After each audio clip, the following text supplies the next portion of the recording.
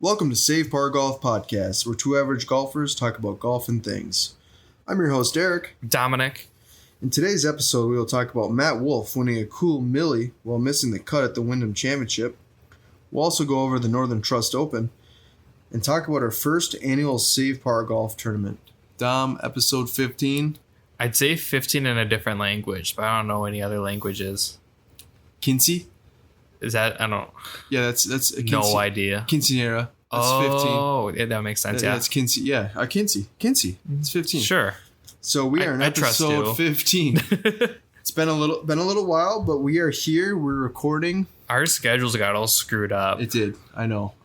So I do apologize. We both apologize if you were anticipating an episode to launch last week. Again, kind of a little bit of a crazy week for both of us, but we are here recording right now. Let's dive right into it. Matt Wolff. Interesting article that you sent that I was just kind of reading in before we hopped on here. But wins $1 million. Didn't even make the cut. How does that work? I thought it was just like, I thought it was kind of like a clickbait, where it's like, oh, he's won $1 million this year and got cut. Somehow the man stays winning, right? Like he gets cut in the tournament and then he's like, I'm cashing out. What was they were saying it's called I could totally be butchering it, but it was the Aon Risk Reward Challenge. Yeah. I've never even heard of such. They don't talk about it on TV. And maybe we're oblivious and we're the only two that don't know. But I don't think that's the case because, I'm a pretty avid golfing fan. So are you. Right. But as far as watching it on TV, I've never once heard anyone mention it. Right. And at all. I think it's super neat here. But they were saying, we could totally be butchering, but Aon Risk Reward Challenge is what it sounds like. And it's there's through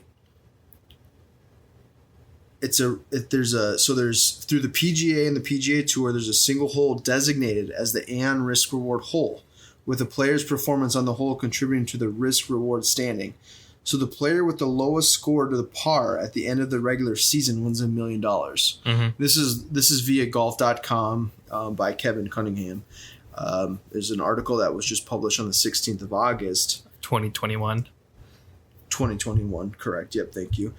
And again, Matt Wolff, obviously we know he's had a lot of issues on and off the course, mental health issues. Yeah, wish him nothing but the best. Absolutely. I feel like it's just starting to kind of scratch the surface as far as mental health issues. Yeah. Obviously with the Olympics, Naomi Osaka skipping out on some of the larger tennis events because of mental illness. Simone Biles. Everyone was ripping her a new one, which doesn't make sense. There's a lot of people that were ripping her on Instagram and just in general. Even her. The global news was ripping her a new one because I saw Piers Morgan was calling her names and stuff, and I was like, man, that's not right.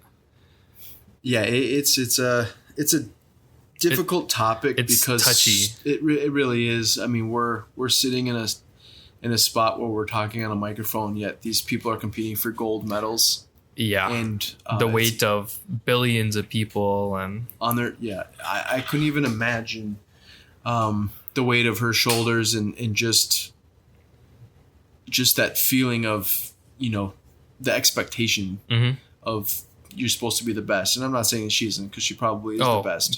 Yeah, for sure. But just how quick people are to... Well, and the fact that she came back, did compete. Yeah, she won a bronze, I believe. On the balance beam, right? I don't quote me on that, but she did come back. Yeah, she did compete and did win a medal. So good for her. And to all the haters, I guess, say what you want, but you're not in her shoes. No, and you'll never have as many medals as she does. That's very true. She's great. But yeah, Matthew Wolff got $1 million, and it's the biggest check of his year, and he didn't even win. I think that's... On top of that, he didn't even make the cut. Yeah, well, that's what I'm saying. He didn't win. Yeah. Well, if you make the cut, you still get paid. Well, right. So crazy to think that... Well, right, but just because you make that cut, you're not getting a milli. No, you're definitely not getting a milli. Yeah. But that is crazy. Like I said, it's... again, as an avid golf fan, I've never even heard of such. And is this something new? Like, someone's gonna have to. There's a hyperlink in the article, right? If you click it, or I guess in our case, you touch it. Yeah. It takes us to an article from July 29th of 2019 on golf.com. And Brooke Koepka locked up nearly $5 million due to his win. $2 million bonus that comes with winning the inaugural Wyndham Rewards race. And then he also got the risk reward for $1 million. So Brooks won it last year. 2 years ago. Or 2 years ago, okay. July 29th of 2019. So would this technically be it would be this year for Matt Wolff, because this is basically the end of the year for 2021. Yeah. Okay. So Brooks has won it before, which makes me think it's been around a while. But the fact that Brooks got $5 million, plus he won, plus everything, I've never heard of this. No, it's very interesting. It's very. I find it intriguing that I have never heard of anything like this. When again, I watch most of the major tournaments, and even in regular tournaments. I mean, I watch it. I was a little disappointed in the Wyndham Championship. I played in the DraftKings pool last week for the Wyndham Championship, and we talked about this in a previous episode. But this time, every one of my players that I drafted made the cut, which is very rare in my draft picks. So I had Russell Henley, of course, who was like the favorite to win it. He was dominating, and that obviously didn't happen. But so frustrating, the fact that Sunday morning you wake up and they're already teeing off, and the only person has it playing or airing is ESPN, and they only have a few featured holes. So it ended up being a 6-person playoff. Wasn't even on live TV. Wasn't Kevin Na in it? Kevin Na was in it, yep. Yeah. So I had Russell Henley, Brandon Grace, and I also had Siwoo Kim, I believe, who played really well. And then, of course, neither one of them won. It was Kevin Kisner, which Kevin Kisner is the man. I'm happy for him. But I just find it boggling that they have a 6-person playoff. They're posting it, yet they can't even put it on TV. So you already kind of figured out who won before you can even watch it. So then they play the replay later on in the day. And yeah, Kevin Na was, I guess they were all technically tied for second other than Kisner, right? Oh, yeah. They went into a playoff. So it was a 6-person playoff. So it was Brandon Grace, Adam Scott, Kevin Na, Siwoo Kim. Could you Kevin imagine? Kisner, so it was... And Sloan. Yeah, so it was Kisner and then everybody else, and then the next dude is 7th. Yep. I think that's funny. And Russell Henley, though, which he was tied. He was dominating the tournament. Webb Simpson? What? Yep. Heard he played really well, too. I haven't heard him in a long time. Yeah, he's been playing decent this year. Hasn't really, won much, but he's been up in contention. But Russell Henley was dominating the tournament, and then he ended up. So it could have been a potential. Did I say 6-person playoff? Yeah. Right? Yeah. He bogeyed on 18, so he didn't even get a chance to. Bobo shot 7 under. Honestly, I didn't watch this. I kind of forgot it was happening. That's kind of back to my point, though, is that you have this big playoff, 6 people, and it's not even on live TV yet. You keep on posting on social media. It's at this generation, everyone's following that, and it's kind of frustrating because they had a couple featured holes, but that was about it. So, but hey, hats off to Kevin Kisner. Oh yeah, he's the man. He's legit. We have the Northern Trust Open that is this week, which I believe Dustin Johnson won it last year. I can't find Matthew Wolff in the cut. I want to see what he shot to get cut. Oh, there he is. He was 1 under. Yep, he finished 1 under. Hey, better than Ricky. And I got to bug you about Ricky. Because he's due, but I thought I read that Tommy Fleetwood lost his card. I heard that too. But Ricky Fowler didn't. And I guess I'm just confused on how that stuff works. Granted, I understand Tommy Fleetwood hasn't won either, but Ricky's never won. Well, he's won some tournaments, but it's never been a major. No, he's never won a major. But yeah, Tommy Fleetwood lost his card, so he doesn't have to go play in Europe again. Yeah, I believe he'll play in Europe, and then he'll have an opportunity to play for their. I thought I heard he had an exemption or something. Yeah, golf in general is really wild. So we'll see what happens, but I'm hoping because Tommy's such a good golfer too, and same thing with Ricky. I think Ricky just needs to kind of reset and take some time off and come back because Ricky has the talent, and I do think he will come back with a vengeance and play much better. He's got a child on the way. I just don't understand how Tommy Fleetwood lost his card, but Ricky Fowler hasn't, and I guess I don't understand how it all works. I believe it has to do with like the top 125 golfers. Right, but he was 38th. Really? Yeah. Well, this one says he's 137. I was going to say, yeah, because I think that was, I think, the year before. Oh, maybe. Yeah, so like he ended up falling out of the top 125. So he ended up, I believe, finishing in like 132nd or something like that. See, but he's missed 4 of 18 cuts. That's it. Like 4 of. But I think it all depends on like if you win. So like if you win a tournament. I'm gonna argue for Tommy Fleetwood though. No, because like I would love to see him keep playing. Grant, I know you can always get it back. Like I know it's not the end of the world, but I guess kind of wild. It's just really confusing. Because what's Ricky's rank? You're putting me on the spot. I am, as you were drinking your beer. Ricky Fowler. World rank. Because what is he ranked to where he still has his card?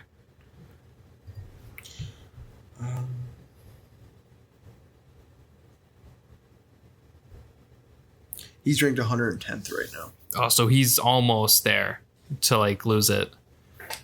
Correct. Well, I don't want to say that. I want to be optimistic here and say that. Well, right, but he's kind of on the he's on the border of it. He's on the verge. Correct. Again, I think he's got. I don't know. He's got a lot. He had a lot of things. I mean, just got married within the last year and a half. COVID obviously for everyone, but now he's got a child on the way. I think he just needs to reset. The guy has all the talent in the world. He can hit the ball a mile, and normally his putting has been amazing. So I'm hoping that he can just reset and get something figured out because I think he is one of those players that everyone has thought that he should have won at least one major by now. Well, I would hope so. Yeah. But at the same time, there's only 4 majors in a year, and there's so many good golfers nowadays. Right. It's a tough competition, but yeah, I kind of find it crazy that Tommy Fleetwood lost his PGA Tour card. So because we love Tommy Fleetwood. Tommy's the man. I think great hair, great beard, got a good flow. Hell of a player. The Northern Trust Open is this week. Dustin Johnson won it last year. That was at TPC Boston. Where is it this year? I think they have it at. I'm just kind of looking to see what the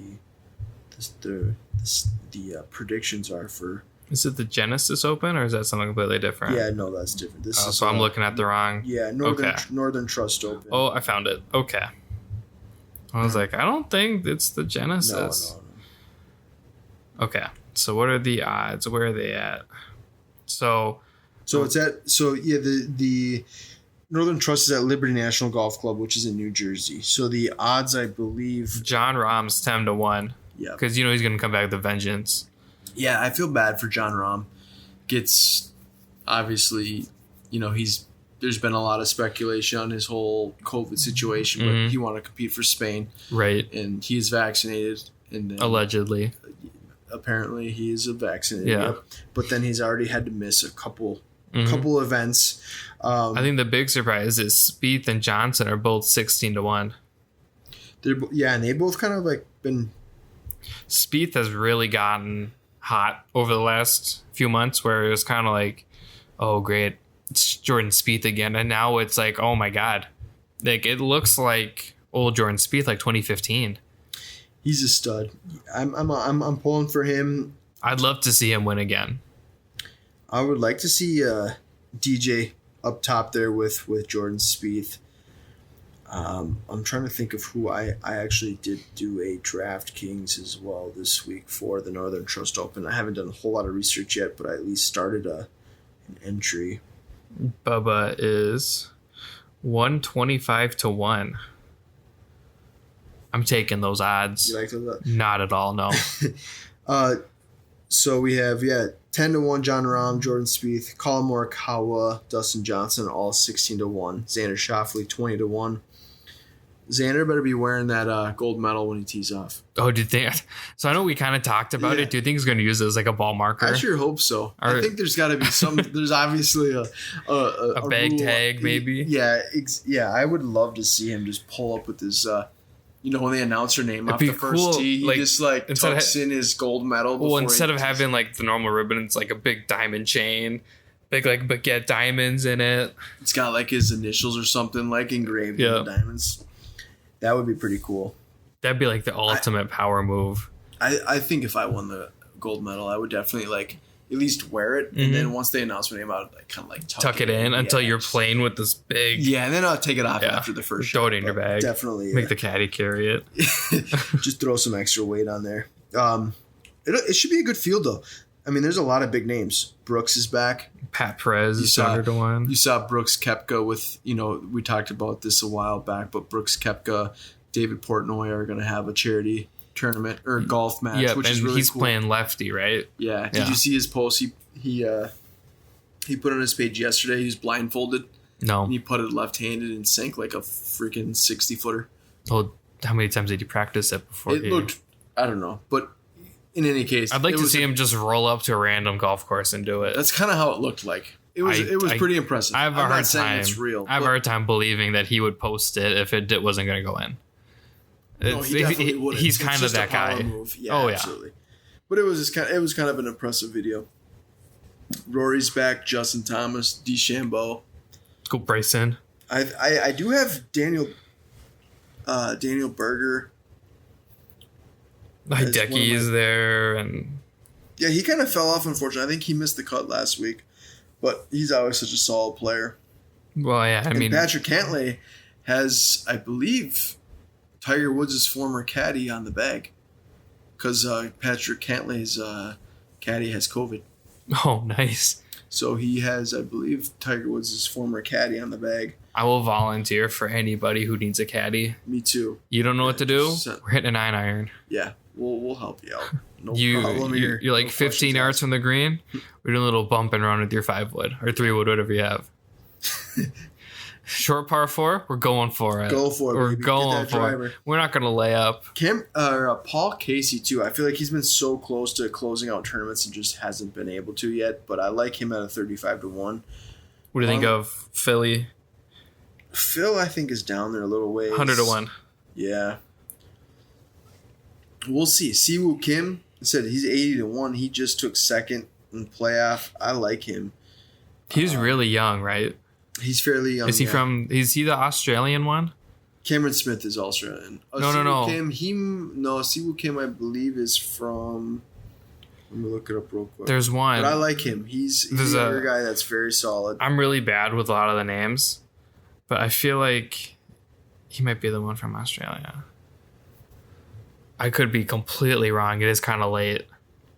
You're just asking all sorts of questions. I am. Put me on the spot here. Man. Someone's got to.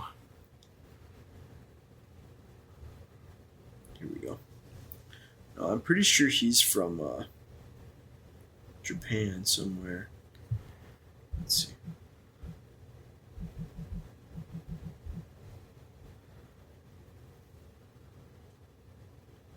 He's 26.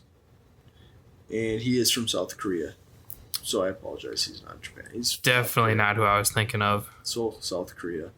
But he's a stud. Yeah, he did really well last week. He said finishing a playoff. Tied for second, I guess, is how you look at it. But had an opportunity. He shot 6 under on Sunday. So the Northern Trust should be exciting. There's a lot of good golfers out there. This past weekend, I had I ended up playing in a tournament, 2-man scramble tournament, or best ball tournament, I should say, at Troy Burn in Hudson, Wisconsin, which is an absolute blast. It was powered by, I'm just pulling it up here real quick. I apologize. Through AM Golf Trips. If you don't follow them, give them a follow. They're pretty cool. There's I believe they have tournaments all throughout the United States, but they have. You know who I was thinking of? Who is it? Milli. Who? No, you never heard of him? Who was it? Milli. He's from Australia. Oh, okay. That's what I was thinking of. He's like 23. Okay, so still pretty young. Yeah. Yeah, no, that's what I was thinking of. Gotcha. No, but so AM golf trips, very cool. They have all sorts of upcoming golf tournaments. We played in one at Troy Barnesett in Wisconsin over the weekend. Had an absolute blast. Good time. It wasn't we. It was you. Me and another buddy. A 2-man best ball tournament. Again, they have all sorts of different tournaments you can play. It is through handicap, but it's an absolute blast. Give them a follow. It's AM Golf Trips on Instagram. So when played that at Troy Burn. Troy Burn is a hidden gem out in Hudson, Wisconsin. It looked really nice. It's Never beautiful. been there. It's a tough course. Very tough. The greens wise. There's about 10,000 bunkers out there. Oh, so I'll end up in all Real 10,000. sand. It's not bad to hit out of, but So I'm going to end up in every single one is what you're saying. Yeah. The fairways, for the most part, most holes are pretty wide, but there are some issues with water, and I said the bunkers are. So I'm going to end up in the little itty bitty water. Yeah. I'm going to end up in all the bunkers. Two ate us alive. But we drove the ball really well. Met some new people out there. It was a blast. Like I said, if you're looking for a 2-man tournament if you have a handicap, definitely give them a follow. We had an awesome time. And then followed up with that on Saturday. I went out and hung out at 3 Jack, which is down in the North Loop in Minneapolis, and that place is fantastic. They have PXG irons, drivers, both women's and men's. The food is phenomenal. Great atmosphere. Definitely check it out. Are the clubs as nice as the price tags say they should be? It's hard to say. So they're like really nice simulators. They have like big full screen simulators, and they have also the curved simulators, which are supposed to be like state of the art. Mm-hmm. We didn't actually play in this curved one. Mm-hmm. So I love simulators and I love the screens, but playing outside to playing inside of the screen is such a different I've always felt like simulators don't really help your game. Other than like ball striking, but even then the conditions are so different. It really is. I mean, it's a blast. Like I said, we had a good time, but taking whatever you hit out on that screen is not going to be the same as what you hit out on the course. Because on the screen you're hitting it in quote unquote perfect conditions. You're not hitting it out of this little soft spot in the middle of nowhere. You're not hitting it out of this is really hard. It's generally off of a launch pad or something, right?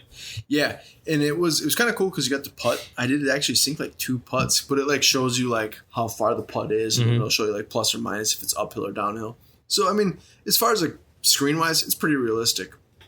Definitely suggest going out there. I said if you're in the Minneapolis, Minnesota area, 3 Jack is awesome. So the atmosphere is great. Food is amazing. Their food always looks so good. Oh yeah, their menu isn't like huge. I don't care, but it doesn't matter because the food just like they post pictures of it, and I'm just like, I need to go. It's awesome. The hospitality was fantastic. I got the fried chicken sandwich, and it was so good. And they have like those small like the skinny string fries. Oh, but they're actually really good. They're not like they're hard to explain, but they're really good. Yeah. They're definitely solid. I just really like potato-y fries. Like I want to know it's a potato. Give it a try though. It's worth it. It was really good. And the burgers are, I don't want to say that I didn't try the burger, but my wife and another friend did. And they each had their own burger and they loved it. So, but again, if you're in the area, definitely the place to go. We've been talking about it for a long time. I haven't been there, but I finally got to go. And it was an absolute blast. I brought my own clubs, but again, PXG irons. It's pretty rare. Yeah. You go to Topgolf and they give you like their Topgolf. Don't they clubs. have like a big store here in Minneapolis though?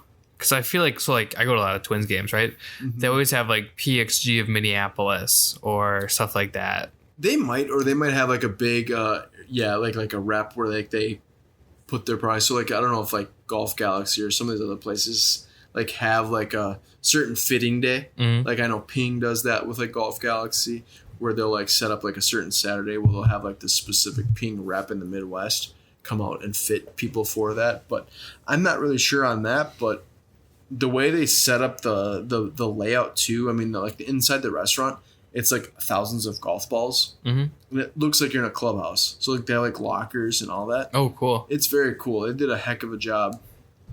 But as far as like the PXG clubs, I just hit a couple just to try it out, and they were pretty nice. I know they came out with like a budget, quote unquote, budget like friendly driver and stuff. And yeah, I'm not really sure what driver I even hit, because I mainly hit my colder driver, right, in my irons, but I did try them out. And again, you don't really go to a simulator and get like top of the line as far as price wise, right, irons. So I was pretty impressed by that. So 3-jack, again, it's THR, the number 3, and then JAC. Yeah, okay. They were like one of the first people like interested in us, like when we first got going, and I've still never been there because I never get invited. Well, we're gonna get you out there. It's a blast, and not to piggyback that, but we are looking at our first annual Save Park Golf Tournament, 2022 June. Yep. The date is not official as far as what Saturday we're going to have it. But we're thinking either the 11th or the 25th. Yeah. So we have a ballpark. Yeah. We have an idea. Yeah. We're trying to narrow down golf courses. We have a couple in mind. And in our thought process is to have the tournament. It's going to be a 4-man scramble. It's going to be a blast. We're going to have some sweet swag bags, all sorts of cool prizes, long drive closest to the pin. We might have a chipping or a putting contest, along with a kind of a social happy hour that we're planning on having at 3-jack. It's not in stone yet, but that's kind of our plan. Yeah, we're still working on it. I mean, we still have, a year. We're way ahead of the game, but from my understanding with our first tournament, that's kind of what we want to do. It's nice to like get the conversation going. It's like, instead of like, hey, it's May, and you said you guys are going to do this, and we're like, oh, it's good to get the conversation going, reach out to people and potentially, start some new relationships with companies and everything. And that's what it comes down to. I was talking to Dom here earlier with this tournament that I played into. We played in a 2-man tournament, and the 2 guys that we got paired up with, awesome dudes. Played actually really well. Got their number. Just like the golf community, that's what it's all about. So we want to grow the game. Oh yeah, and it's like you'll never know who you're gonna end up with, right? Because it's like I ended up like, even just like me working like at my normal job, I met the superintendent of TPC Twin Cities. Like, what are the odds? And no, he can't get us on because I already asked. He said he can't even get himself on. I was like, I feel it.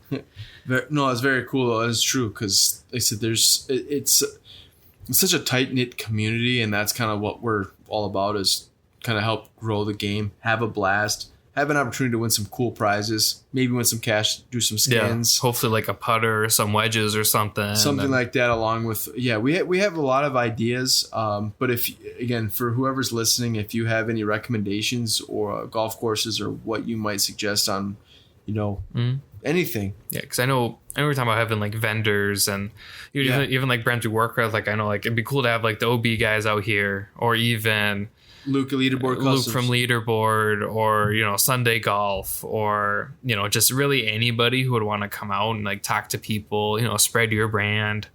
Not even necessarily like, hey, give us all sorts of free stuff, but like, hey, come on out, tell people about your brand, let them see it, let them feel it, let them use it. Because I know obviously with COVID, stuff's not super doable, especially now with all this new variant stuff coming out. I think it'd be nice to like give people a chance to say, hey, this is our product, go hit it. Yep. Versus I want it to be like where we have some music playing in the background, just a fun atmosphere. Yeah, and not to say that down the road, I think it would be fun to do a competitive tournament. Oh, for sure. Like a 2-man scramble. Yeah. I'm all for that with like a USG handicap, because I loved it. I played in it last weekend. It was the first time I played in a tournament like with that, and like the nerves, it was awesome. Right. Because I know I've always like I joke about playing with a scramble with you. I'd probably actually do. I'm willing to go get like my handicap and everything figured out. We need to get you your handicap figured out. We need to get your rounds in, because it is a blast. But again, it's a grind. It's a grind. At the end of the day, like, we want the average golfer to come out, have fun, say they enjoyed it, meet some new people, not even just Derek and I, but like, no, just connect with other. Our plan is to get people not only from locally Minnesota, but get people from out of state. Yeah. Some of our influencers that we talk to, that we've had on the podcast. Yeah, like OBs from California. We'd love to have them out there because Luke's from Oklahoma. We're not, right. And we're not just going to have, again, just a tournament, but we'll have like a happy hour. Happy hour afterwards. We're downtown. I'm downtown. We'll have a blast. Yeah. It's a cool atmosphere. There's so many places downtown over in this Three Jack area that if we have that, well, the whole North Loop area, like you can, it's blast. You get drunk, wander around, have some tacos, have some fried chicken sandwich, whatever you want. It's right there. No, I mean, Run-ins with the wings, Red Cow's right there. Run-in sounds good. I know. Breweries down there. So that's kind of our plan, and I'm actually really excited. That's kind of right now. My focus is to get that set up because I know it's a long ways away right now, but at the same time, I want to make it right, and we want to make it fun for everyone. Mm-hmm. And again, this is our first time doing it, so we're kind of coming with our eyes closed, really. But at the same, but we've been reaching out to other people, get an idea of how it works. So we're super excited, and I can't wait for it. But not to jump the gun here, but there is a potential chance that we might do a cool winter league at Three Jack. Oh, cool! I didn't know that. Yeah, so it's kind of still in the talks. But, that would be really cool. Three Jack is a blast. So if you are local listening, definitely check it out. Three Jack is awesome, and hopefully we can work something out here in the near future. But that's kind of where we're at. They said the golf tournament that I had last weekend was an absolute blast. What's new with you? I worked all weekend. Yeah. Did you well, we talk much about we talked about our par 3 experience with our yeah. It's been a while. Yeah, with my blades. Yeah, they're still in my car. I haven't taken them out. I should, but I'm like, it's been so hot, and I'm trying to figure out a time here soon to go play some more golf. I don't know if I'll ever play with them again, just because it's like I love my irons. Yeah, I like certain aspects of the blade set just in case. Well, yeah, I mean, I think they're cool. I like the grips. I like hitting them was really nice. But if it's something that I had to do every day and, consistent, I don't think I could do it. I will say I've hit my Haywood golf clubs, my golf irons. Well, they're clubs. They are clubs, yeah. 4 times now, and I absolutely love them. They're so heavy. I know, granted, I only swung once. They are heavy, but I love the heavy. feel. It's amazing. So in this tournament, not to bring it back up again, but the wind was... There was some towards the back 9. The wind was kind of in our face, but I hit a 4-iron. It was about 220 yards, and I just came up short. It was a par 5. I hit a really good drive. My second shot just made it on the fringe, so I was putting for eagle, and that was the best shot of the day I had. And it's just it's a night and day difference of when you hit a good shot, you can feel it. I'm playing an old Callaway's previously that are super thick, and they were nice. They were nice, yeah, very nice. I mean, they were $500-$600 clubs when I bought them 10 years ago, so they were expensive, right? But I got somewhat fitted, but I'm telling you, if I've only played them 4 times, 2 of them were 9, so I've only really played 3 full rounds. That's kind of what I missed about playing with the blades. Yeah, it was I felt like I hit every shot awful, and we both know I hit some good ones, but I didn't feel like I hit any of them good. Yeah, and that for me was disappointing because I like that instant feedback, right? So at least with my clubs, the sound they make and the way I feel when I hit them, I know when it's gonna be good and I know when it's gonna be bad. Granted, that might just be a new thing with newer clubs. Not that mine are brand new at this point anymore. They're 4 or 5 years old now. It's still fairly new. Yeah. Well, right. I don't think Cobra makes them anymore either.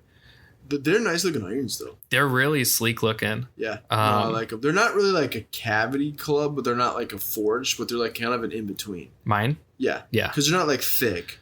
No. But they're not blades. No, they're thick compared to blades, but yeah. But they're not terribly. No, thick and they're like mine. super fun to hit. Like everyone I've had hit them's genuinely impressed, and it's more of a Where'd cheaper. you get those again?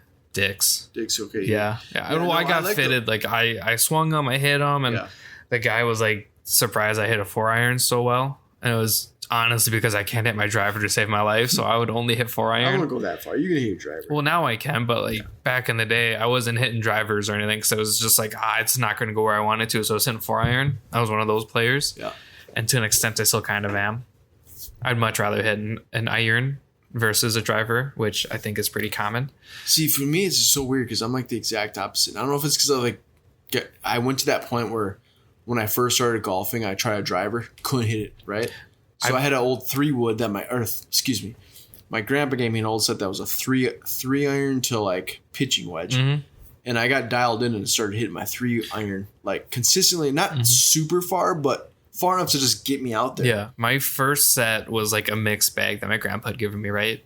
I still have all the clubs and the grips are so bad, but there's some sentimental value there. So yeah, that's kind of like how like that average golfer though like starts out, right? Right. I feel like my grandpa literally pulled them out of the garage and shoved them in this old carry bag, and off I went. I feel like that's like literally like the average golfer story, because like if I'm a grandpa, that's me too. Yeah. Oh, like I'm yeah. either gonna like if I like it'd be cool to like take my grandson to like the local place and buy them fitted clubs, but I think it's just better just to like here. I had 1-iron through pitching wedge, and then a putter, and then you had a 1-iron? I still have it, dude. I'll bring it next time. We can hit it. I have that 1-iron like that Vikings. Yeah, but mine's cooler because it's not Vikings. What is it? What brand is it? Ram or something. Oh, okay, yeah, that makes sense. And an old Ram iron. Yeah, so I had 1 through pitching wedge, and then I have a wooden 3-iron with a super bendy shaft. And then I had like this little, I probably still have it. It's like the smallest driver I have ever seen. It just says 1. Is it metal? Yeah. Okay. And it was probably like an early one. I think it's titanium too, because that was like the cool thing about it. I was like, man, it's titanium. And I still have them. And the whole reason I bought the irons from you and your brother is because my buddy had been using them. And I was like, I feel like if you're going to know golf and you want to continue playing golf, you might as well get you something from like this century. And it's Titleist. And the grips are really nice. The grips. And I got a stupid good deal. Yeah, I would never try to rip you off. Dom's my shoe plug. Okay. Yeah. But yeah, it's like, it was a good deal. And I'm like, I feel like since I bought them, I had to hit them at least once or twice. Gotta get used to them. Just to know. So, but yeah, I would. If I'm you, I'm sticking with your Cobras. Oh, I love them. But the grips on those, that's what I like. The tacky. I love those. Are so nice. It doesn't matter like how hot the day is. Like, it's just they'll still feel that tacky, sticky feel. But yeah, I have these like just old clubs, and I still have them. Like they're a little bit short because I don't know. Like they. See, I have like a bunch of old wooden, like 3-woods from a garage sale that I bought that are still in my grandma's house that I think it'd be fun just like pull them out and just. I would hit mine more if the shaft wasn't so bendy. And I've thought about getting like a cheap, just stiff flex just to see how like, you know what I mean? Yeah. Main thing is the grip too, though. I like the grip. Yours grip's nice. See, mine is like everyone. It's like a really like grippy, but it's like kind of squishy. It's I'll have to bring it next time. Yeah, you have to. It's super. Mine are like nasty. Oh no, the irons are gross and like they're falling apart and like they're rock hard. That's how mine are. Yeah, but this one for some reason it's nice and squishy and it just feels good and I like it. But every time I go to swing, it just like bends because it's like so super, bendy. It might be like a senior flex. That sounds about right. It's super just bendy. But yeah, I played 1-iron, 2-iron, 3-iron, and then I hit my 4-iron really well. Yeah. So I started playing golf with all of those clubs. I feel like that's why I hit my irons so well, though. Because you do hit your irons. That's really well. something where it's like I'm always confident with my irons, where anything else I'm kind of hesitant with. Like driver, I was like, I could care less about. If there's like one thing that you could fix about your golf game, what would it be? Driver. I wish I would hit my driver better, which... Do you want my honest opinion? What I think you could like from me to you? Sure.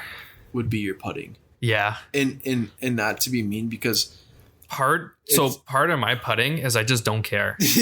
I was just gonna say the same thing. And part of it, I'm saying, yeah. In all due respect, it's not that because I don't think you're good enough for it, because I think you are.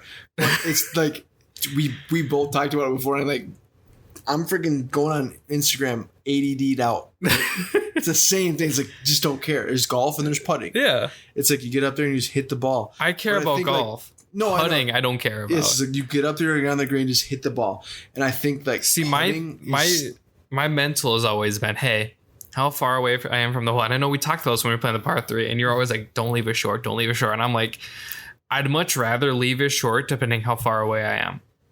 That being said, if I'm like 4 feet, please God, don't leave it short. And it depends on like where you're at. If you're like, my thinking, if it's playing downhill and you don't want to leave it short, because then you're gonna have to hit it 4 feet downhill again. I mean, my thinking is, if I'm way out there, I just want to get it close.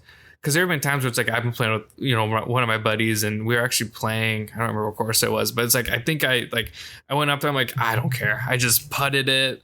My back was hurting, my hips were hurting, and I drilled like 2 50-footers. So it's not that I don't have like the skills or the capability, because I really love my putter. I completely agree. I'm not, and I wasn't trying to like bash your I know. putting. No, I love my putter, but I'm just like, I just don't care all the time when it comes to putting. I'd much rather strike the ball well. I'd much rather get there. I'm perfectly fine playing bogey golf. There's just something with that feeling of just hitting a solid drive and then following up with a solid iron shot. Yeah. I know my big thing is like with putting, the reason I just don't care is because my confidence is shot because I hit a bad drive or a bad recovery with the wood. Yeah. So I feel like if I would hit my drives better, I probably would be able to go up putt and be like, okay, this is for eagle, this is for birdie, and have some kind of sense of pride. Where I'm like, man. But then again, in retrospect, sometimes when you're at that point, so like, not to like cut you off, but that whole 4-iron that I smushed, that I'm putting for eagle, again, we're playing skins. It's a huge chance for me to cash in big. I 3-putt for par. But there's more of a chance for me to go, okay, this matters, I should care. Versus, man, I shanked my drive right. I then bladed my recovery shot straight left, so I'm already at bogey. Like at this point, just hit it. I don't care. Right. So I feel like if I was like, okay, I damn near drove the green, I'm putting for par or birdie or whatever this is. Mm-hmm. In that situation, there's going to be a switch that goes, okay, Dom, chill. This is like, this matters. This can completely change the way your round's going to go. Because there is a thing called momentum in sports. Absolutely. 100%. If you birdie this or even par it, it's going to set the tone. Whereas it's like, man, just get me off the hole. That's where, like, for me, like, I feel like my swing is fine. Tempo's fine. But if there's one thing that I could really work on, I would love to get, like, someone helping me with reading greens. Because there is, you see certain greens, you see certain darker shades of greens, which might be, it's going against the grain, which means it's going to be slower. Things like that, an average golfer doesn't take an effect. I was watching, I might have been Bubba. Of course, yeah, probably was Phil. No. We gotta get Phil on the conversation. No, this one was Phil. Yeah, Phil talks about the darker spots. No. He was talking about how in the morning, nobody thinks about this, but his wedges are going to go a little bit whatever. And then because of the dew, it's going to spin and blah, blah, blah. So he mentally adjusts to when he tees off to know, hey, my irons are going to do this, they're going to do that.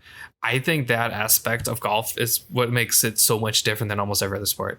Granted, baseball's that way because, in the early and then the late season, the balls aren't going to fly as far because it's not as warm.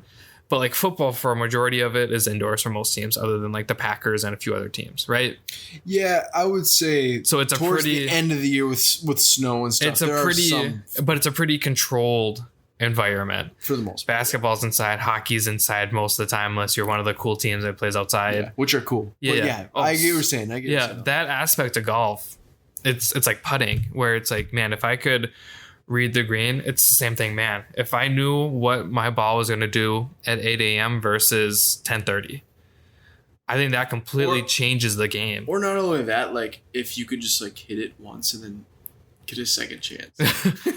Mulligan. I mean? Yeah, like, okay, like we talk about like mulligans off the tee, and this might be something that we could really incorporate on some sort of interview. But like, you know how like you get some people have never heard of a breakfast ball.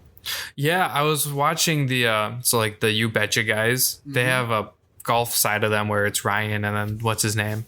They do like I'm not sure, but I know what you're talking about. And it's called like breakfast balls or whatever. Are those only off the tee? So like, could I like get a breakfast ball and like a putt just to get the line, or is it only off the tee? Only off the tee, and normally it depends on where you play from or play with or where you play. But a breakfast ball sometimes will be one breakfast ball off the tee whole round, and there's some breakfast balls that they'll do one on the front nine and one on the back nine. Okay, but so normally though, if you're playing breakfast ball at 9 a.m. on the first tee, you're probably not playing really a breakfast ball on the back nine. Right. But they just kind of call it that. But some people... It's a lunch ball. Yeah. So they don't really call it that, but yeah, exactly. That's kind of what I would call it. But no, so it's basically this only for a drive. But if you think about it, it's like, okay, what would you score if... you think about the PGA Tour, a lot of these players, they're playing. Most of them go to the course. Mm-hmm. Read the greens, know where the pin placements are going to be. Yeah, they have those little books. They have the books. They know where they're going to be. They know how the greens are going to be, playing. Mm-hmm. So they know where to hit the shot. And if they don't hit the shot, they still know where and how it's going to roll for the most part. You think about it, it's like, okay, what is the odds of like you taking like two? You know what I mean? Like you do the breakfast ball on the drive. Yeah, take two strokes off. What if you take that instead of doing the breakfast ball on the drive? Yeah, but you do a breakfast ball on the putt. That's what I'm saying. Maybe I'd care a little bit more. I've never even heard anyone do that, though. No. I kind of like that. I mean, it's kind of... Depends on how you're playing and who you're playing with. You're right, because I know there are times you're like, damn, just re-hit it. Because it's like, there are times I know I can do it, but I just have this moment... Your ADD kicked in. Yeah, and then it's like, there are moments where I'm just like, it's hot. Derek told me to hit it again. I'm going to hit it again, but I just don't care. Because like that's like the beauty of a par 3 course, right? Like I don't keep score for a reason because I'm there just to hit balls. You're just making solid contact, trying to get good swings in. Because that's like I hate the driving range because when I'm at the range, everything goes straight. And then when I get into any kind of situation, I'm like, I'd much rather practice it situational golf versus driving range. That's a really... I'm glad you brought that up because... That's why I hate simulators. They're fun just for atmosphere-wise. Yeah. Not necessarily... They're fun, but they don't really teach you about your game. Not necessarily, no. It's good to get the swing because you're going to swing the same that you do in the simulator that you're going to do outside. Right. Granted, you're there's no outside forces inhibiting you in any way. Wind and anything. Normally, you're in a perfect lie, like you said earlier. Yeah. Out there, but I'm glad you brought that up about like driving range wise because at the tournament last weekend, for some reason, so like for basketball, when I used to play basketball at school and all that practice. The more you practice, the more comfortable you get. Talking about practice. AI style. AI. Practice. With the braids. I've never really been very good on the range. And when I am good on the range, it's always become the exact opposite on the golf course. But I think I hit every iron, every wedge, my driver really well on the range. It was really good. But like, it's so hard to... I think for 95% of people that are playing in tournaments or just in general that go to the range and then go to the golf course, it's not the swing factor, it's the mental factor because you don't have those nerves. Right. And that's like the biggest thing. And like I played in this tournament, it's like, okay, I'm not the greatest golfer, but I'm also not the worst golfer. And I know like I can play some good golf at sometimes. I'm not a long ball hitter by any means, but I'm normally you put yourself in a good position to succeed most of the time. Right. And it's exactly it. So it's like, okay, my biggest thought process was on the tee box of just don't top a drive. Yeah. And I normally don't do that, but I've done it. Right. Everyone else has too. But that's the hardest part of like comparison to a drive on the fairway in real time to a drive in the practice range or driving range. It's so hard to like put that because you like for me on Saturday, I tried to put that pressure on myself at the driving range. So I knew when I went to the actual tee box, I would feel the same. It's like almost impossible. So like this year, I haven't gone to a driving range, period. The only time I went to a range was when we warmed up to play a golf round up north, and that was because it was included. And I shanked every drive at the driving range. I'm wholly one of those people that as I play, I get better. 100%. Like I know that's incorporate a 27 hole course. Yeah, I know that's how everybody is, but it's like that's why I don't like playing 9 holes. It's like, okay, cool, I'm ready. You know, after you finish 9, you're like, all right, what the hell? I want to play more. Right. Every once in a while, like the first few holes, I'm really shaky. Every once in a while, I have like a really good one. Because even like last time we played the par 3 course, the first hole, I hit my tee shot short, and then I shanked my wedge like 400 yards because I bladed it. The world's longest wedge. Dude, it was pretty good though. It was just but it's like there's almost not really a reason to go grind it out the range unless you're like working on something. I feel like people go to the range to try to get better, and it should only really be used as like, hey, I'm retooling this, I'm retooling that. Because really the only thing I ever work on at the range is like my drive and my woods, which I know is what you're not supposed to do. Well, yes and no. I think so. Like, I don't know if I've talked about this before, but like when I played basketball, I would start off, work my way. I think I did mention this in like the first 1 or 2 episodes. Yeah, because I said I'm only there to hit bombs. Yeah, that's right. Yeah, I was just say it's kind of like the recollection is coming back, but I think this is very key. But, you go to a range, you're not, you're still tight, tense, right? Yeah. You're still not loose, which is also a reason why I like the 27 holes versus the 18. If you're an avid golfer, not even that. If you move pace wise, quick, right? So like when I go play or hit balls at a range, I normally start off with like a 52 degree pitching wedge, work up, just take it nice and easy, smooth swings, just to get the feel, and then I work my way up to a 4-iron, then a driver. And it's the same way how I took the approach to basketball. It's like I'm not gonna why take a 3. Oh, so you're not starting at like half court and getting closer? Yeah. Oh. I do the exact opposite because I need to get comfortable with my wrist. Get the fling cooking. You need to get the layups going before you get the layups. And it's not even a lay. It's just like I would honestly, all through high school, and I think Kobe did the same thing. And I don't know if it was because I picked it up from him, but he would take it and he would do almost kind of around the world, but it'd be one-handed. And because you're normally really shooting the ball one-handed, this is just a guiding hand, right? Yeah. And I would do the same thing. Blocks out the haters. Blocks out the haters. But it was engraved into me, and that's what I developed as playing basketball. And it was start off small, and it honestly worked. I was a decent shooter through school, and the same. I kind of try to take that same aspect to golf, like take the smaller clubs, smaller wedges, irons, hit it, because like if you're taking a pitching wedge, a 9-iron, you're not trying to crush it.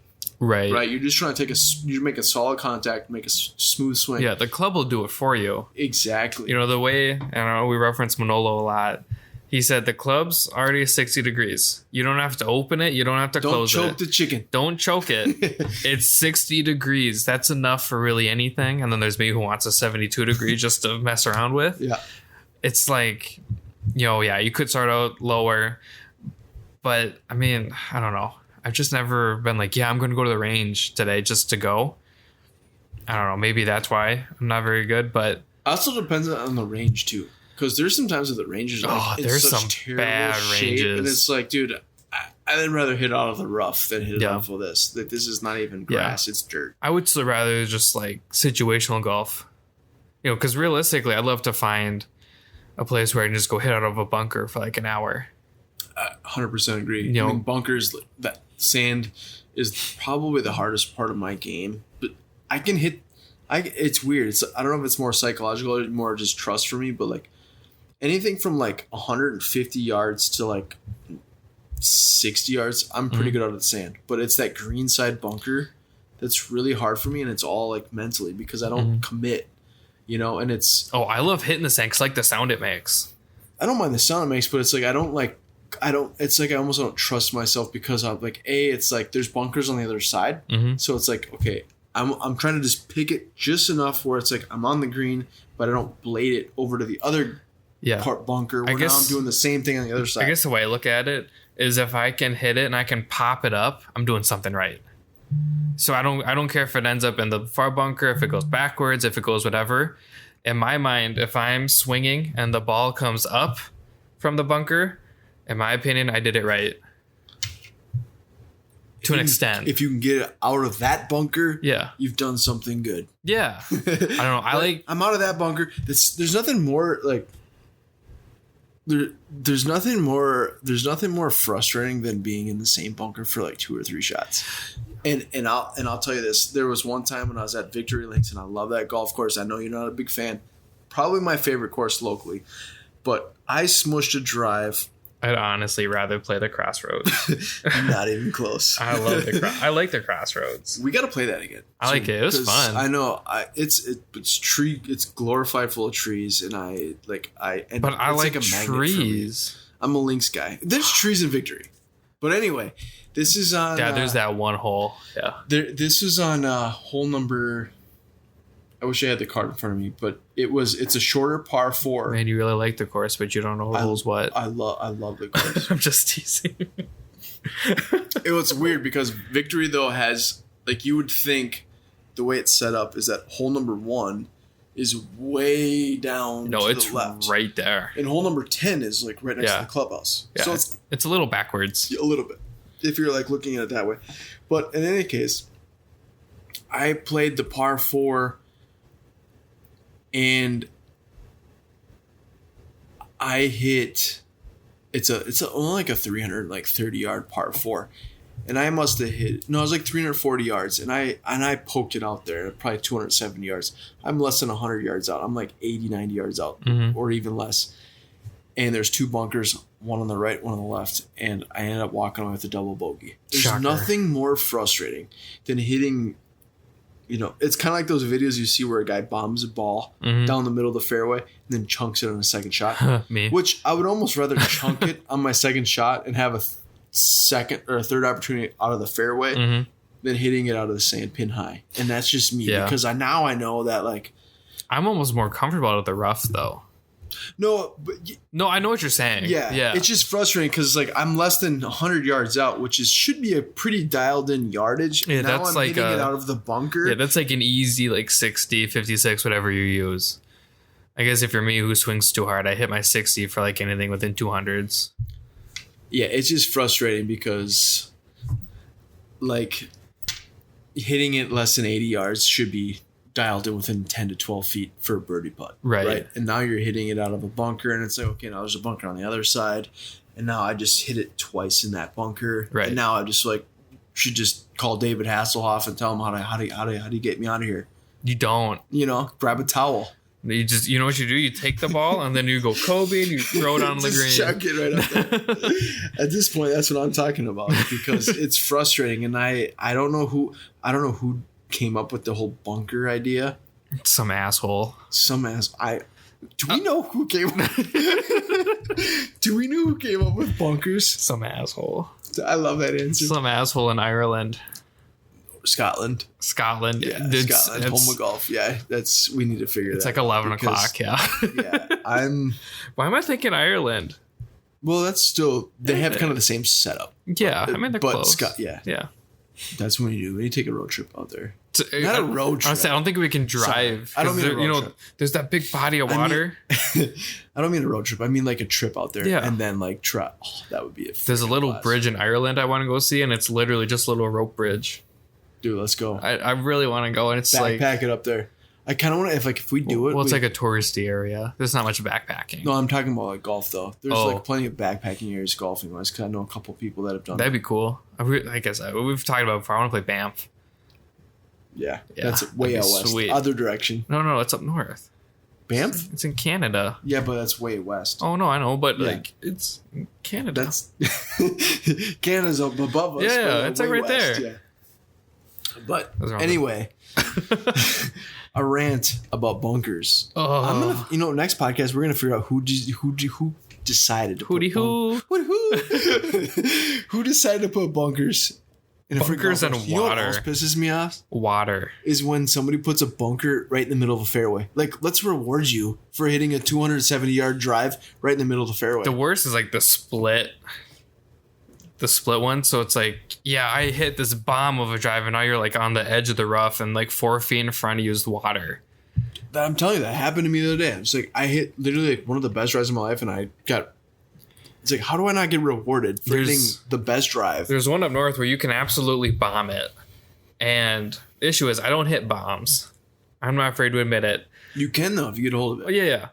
But I'm not the same way, though. I'm not a this bomb one hitter. wasn't a bomb. Like, it was a pretty good shot. And now the issue is I'm still like 150 yards from the green, and the green split. So like there's like a river, or like, well, it's a river, quote unquote. And then there's the green, and then there's 2 bunkers behind the green. And I'm like, God, what am I gonna do? Of course, it goes right, bounces, whatever, the whole 9 yards. Yeah. Well, we went more than 9 yards. Whoever decided was like, hey, let's give this guy a heart attack. I hate you. We're gonna figure that out for golf's next episode. already hard. You're hitting a ball that doesn't move away from you. See, that's why I like the link style, because like that's where it originated. And I love trees, don't get me wrong, but like for some reason the balls that I use seem to be magnets to the trees. I just really enjoy feeling secluded.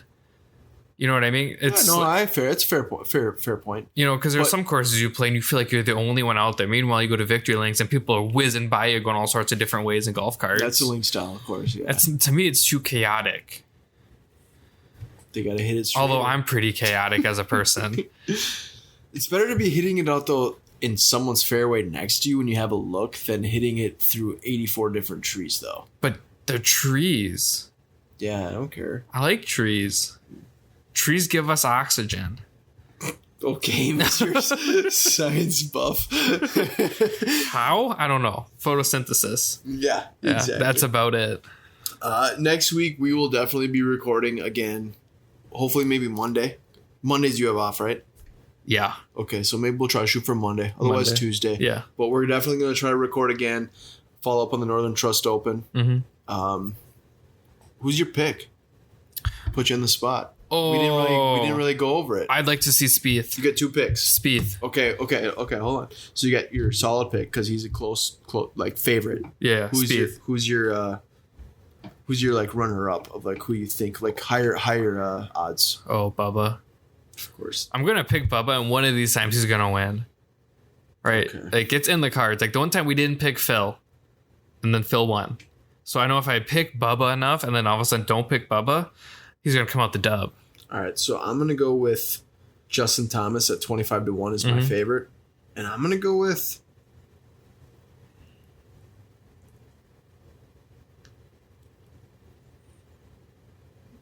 Okay, you're taking too long. Sorry. And now it's quiet. And now it's awkward. I'm going with Paul Casey, Paulie C. and he's at 35-1.